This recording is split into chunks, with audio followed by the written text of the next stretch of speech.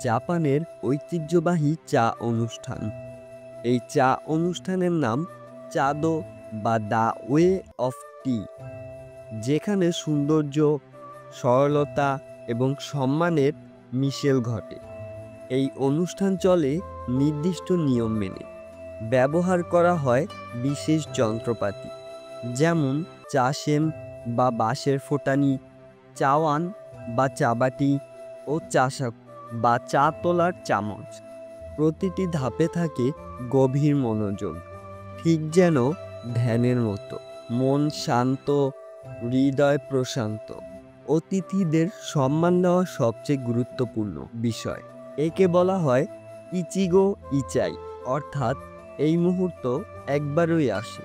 এই চা অনুষ্ঠান শেখায় ধৈর্য, বিনয় আর উপস্থিত মুহূর্তে বাঁচার আনন্দ।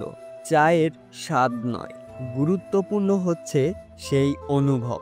জাপানের এই ঐতিহ্য প্রমাণ করে জীবনের সৌন্দর্য লুকিয়ে আছে সরলতায়, ধীরতায় আর আন্তরিকতায়। জাপানের চা অনুষ্ঠান শুধু ঐতিহ্য নয়, এক ধ্যানের মতো অভিজ্ঞতা। আপনার জীবনে কবে এমন শান্ত মুহূর্ত এসেছিল, কমেন্টে জানাতে ভুলবেন না।